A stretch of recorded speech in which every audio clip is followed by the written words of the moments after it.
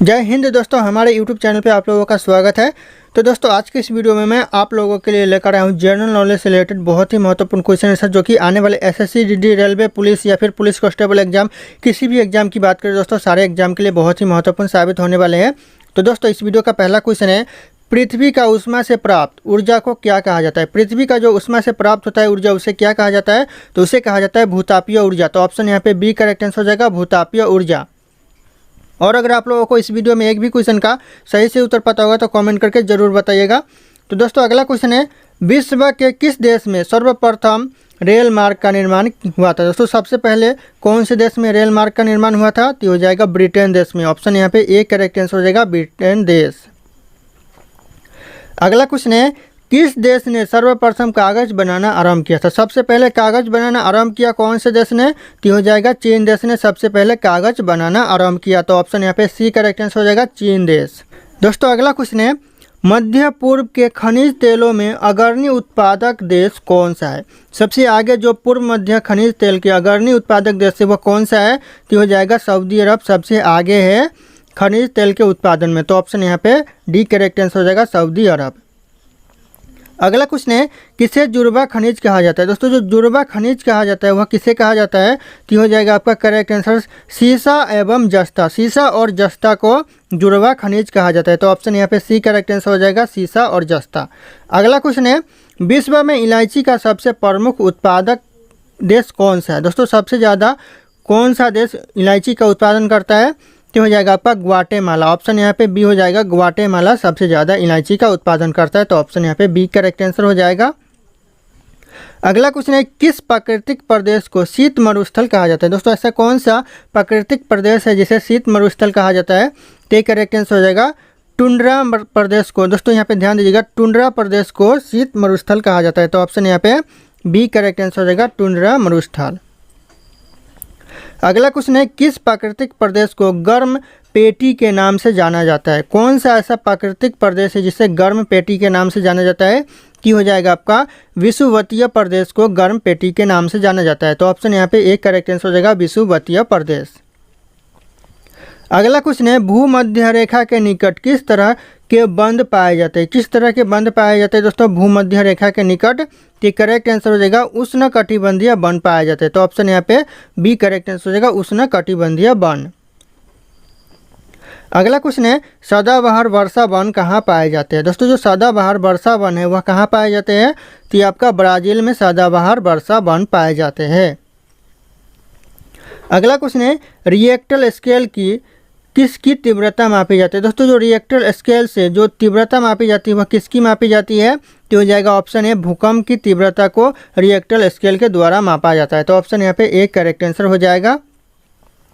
अगला क्वेश्चन है, कौन सा बंदरगाह बांग्लादेश में स्थित है? कौन सा बंदरगाह है जो बांग्लादेश में स्थित है? तो आपका हो जाएगा चटगांव बंदरगाह, जो कि बांग्लादेश में स्थित है। तो ऑप्शन यहाँ पे सी करेक्ट आंसर हो जाएगा। अगला क्वेश्चन है, डेल्टा का नामकरण कर्ता किसे माना जाता है? यानी जो डेल्टा का नामकरण कर्ता माना जाता है वह किसे माना जाता है? तो हो जाएगा हेरोडोटस को माना जाता है डेल्टा का नामकरण कर्ता। तो ऑप्शन यहाँ पे डी करेक्ट आंसर हो जाएगा। और अगर आप लोग हमारे चैनल पे नए होंगे तो चैनल को सब्सक्राइब करके बेल आइकन को प्रेस कर लीजिएगा, ताकि इसी तरह के वीडियो आप लोगों को सबसे पहले मिलती रहे। और इस वीडियो को एक लाइक करना ना भूलिएगा। अगला क्वेश्चन है, पेरिस शहर किस नदी के तट पर स्थित है? दोस्तों, जो पेरिस शहर है वह कौन से नदी के तट पर स्थित है? तो आपका सीन नदी के तट पर पेरिस शहर स्थित है। तो ऑप्शन यहाँ पे सी करेक्ट आंसर हो जाएगा, सीन नदी। अगला क्वेश्चन है, करीबा बांध किस नदी पर स्थित है? दोस्तों, जो करीबा बांध है वह कौन से नदी पर स्थित है? तो हो जाएगा आपका जेम्बेजी नदी पर। जेम्बेजी नदी, ऑप्शन यहाँ पे एक करेक्ट आंसर हो जाएगा, जेम्बेजी नदी पर करीबा बांध स्थित है।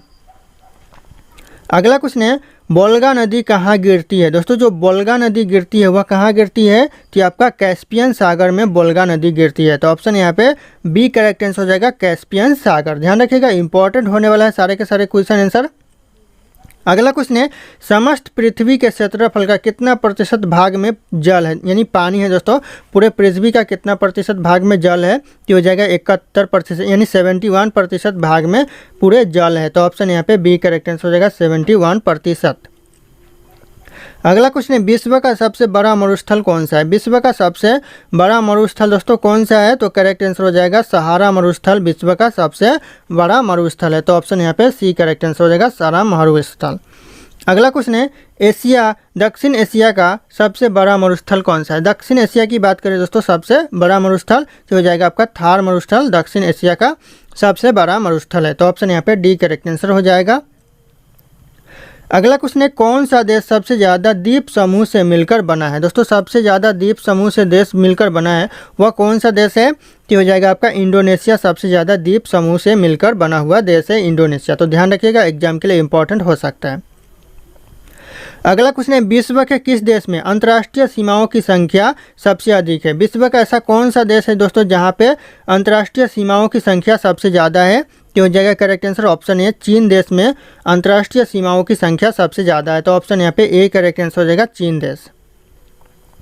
अगला क्वेश्चन है, विश्व में महाद्वीपों की संख्या कुल कितनी है? यानी पूरे विश्व में जो महाद्वीप है कुल संख्या कितनी है महाद्वीपों की?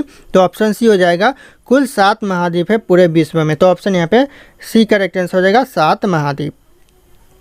अगला क्वेश्चन है, स्वेज नहर कब बनकर तैयार हुआ? दोस्तों बहुत इंपॉर्टेंट क्वेश्चन है, स्वेज नहर बनकर तैयार हुआ कब हुआ? तो ये हो जाएगा 1869 में यह बनकर तैयार हुआ। और इसे बनाने की शुरू की थी तो कब किया गया था दोस्तों? शुरू बनाने के लिए ये होगा 1854 में यह निर्माण कार्य शुरू किया गया था और बनकर तैयार हो गया 1869 में। तो पॉइंट आप लोग ध्यान रखिएगा, इंपॉर्टेंट होने वाला है। अगला क्वेश्चन है, स्वेज नहर की लंबाई कितनी है? दोस्तों जो स्वेज नहर की लंबाई है वह कितनी है? तो 168 किलोमीटर स्वेज नहर की लंबाई है। तो ऑप्शन यहाँ पे डी करेक्ट आंसर हो जाएगा, 168 किलोमीटर। ध्यान रखिएगा, एग्जाम के लिए इंपॉर्टेंट होने वाला है। अगला क्वेश्चन है, विक्टोरिया जलप्रपात किस नदी से संबंधित है? यानी जो विक्टोरिया जलप्रपात है वह कौन सी नदी पर बना हुआ है? तो हो जाएगा आपका जेम्बेजी नदी पर बना हुआ है। तो ऑप्शन यहाँ पे डी करेक्ट आंसर हो जाएगा, जेम्बेजी नदी। ध्यान रखिएगा, एग्जाम के लिए बहुत इंपॉर्टेंट होने वाला है। अगला क्वेश्चन है, विश्व की सर्वाधिक ऊंचाई पर स्थित झील कौन सी है? यानी सबसे ज़्यादा ऊंचाई पर जो झील स्थित है वह कौन सी झील है? तो यह करेक्ट आंसर हो जाएगा ऑप्शन है, टीटीका झील। दोस्तों टीटीकाका झील है वह सबसे ऊंचाई पर झील है। ऑप्शन यहाँ पे एक करेक्ट आंसर हो जाएगा, टीटीकाका झील। दोस्तों अगला क्वेश्चन है, नापोमीटर से किसका मापन किया जाता है? यानी जो नापोमीटर होता है उसे किससे मापा जाता है दोस्तों? तो उसे मापा जाता है बादलों की दिशा और गति को, यानी बादल की जो दिशा होती है उसे मापा जाता है और गति को मापा जाता है नापोमीटर से। तो ऑप्शन यहाँ पे बी करेक्ट आंसर हो जाएगा। अगला क्वेश्चन है, वायुमंडल में सर्वाधिक कौन सी गैस मिलती है? वायुमंडल में जो सबसे ज़्यादा गैस मिलती है कौन सी गैस मिलती है? तो आपका ऑप्शन सी करेक्ट आंसर हो जाएगा, नाइट्रोजन गैस सबसे ज़्यादा वायुमंडल में मिलती है। तो ऑप्शन यहाँ पे सी करेक्ट आंसर हो जाएगा। अगला क्वेश्चन है, निम्नलिखित में से किसे श्वेत पर्वत के नाम से जाना जाता है? यानी जो श्वेत पर्वत के नाम से जाना जाता है इन ऑप्शन में से किसे जाना जाता है? तो हो जाएगा धौलगिरी पर्वत को श्वेत पर्वत के नाम से जाना जाता है। तो ऑप्शन यहाँ पे डी करेक्ट आंसर हो जाएगा, धौलगिरी पर्वत। अगला क्वेश्चन है, कौन सा सबसे ऊंचा पर्वत है? दोस्तों जो सबसे ऊंचा पर्वत है वह कौन सा पर्वत है? तो हो जाएगा करेक्ट आंसर, माउंट एवरेस्ट सबसे ऊंचा पर्वत है। तो ऑप्शन यहाँ पे ए माउंट एवरेस्ट करेक्ट आंसर हो जाएगा दोस्तों। अगला क्वेश्चन है, कौन सा पर्वत है जो राइन नदी के किनारे अवस्थित है? दोस्तों ऐसा कौन सा पर्वत है जो राइन नदी के किनारे स्थित है? तो ये करेक्ट आंसर हो जाएगा, ब्लैक फॉरेस्ट पर्वत जो कि राइन नदी के किनारे स्थित है। तो ऑप्शन यहाँ पे डी करेक्ट आंसर हो जाएगा, ब्लैक फॉरेस्ट पर्वत। अगला क्वेश्चन है, अग्निवलय किसे कहा जाता है? दोस्तों जो अग्निवलय कहा जाता है किसे कहा जाता है? ये एग्जाम में आते रहते हैं क्वेश्चन, कि हो जाएगा आपका प्रशांत परिमेखला को अग्निवलय कहते हैं। तो ऑप्शन यहाँ पे सी करेक्ट आंसर हो जाएगा, प्रशांत परिमेखला। अगला क्वेश्चन है, सुनामी किस भाषा का शब्द है? दोस्तों जो सुनामी है वह कौन से भाषा का शब्द है? तो हो जाएगा आपका जापानी भाषा का शब्द सुनामी है। तो ऑप्शन यहाँ पे सी करेक्ट आंसर हो जाएगा, जापानी भाषा। अगला क्वेश्चन है, भारत का परमाणिक समय किस स्थान से निश्चित किया जाता है? दोस्तों जो भारत का परमाणिक समय वह कौन से जगह से निश्चित किया जाता है? तो आपका इलाहाबाद से भारत का परमाणिक समय निश्चित किया जाता है। तो ऑप्शन यहाँ पे सी करेक्ट आंसर हो जाएगा, इलाहाबाद।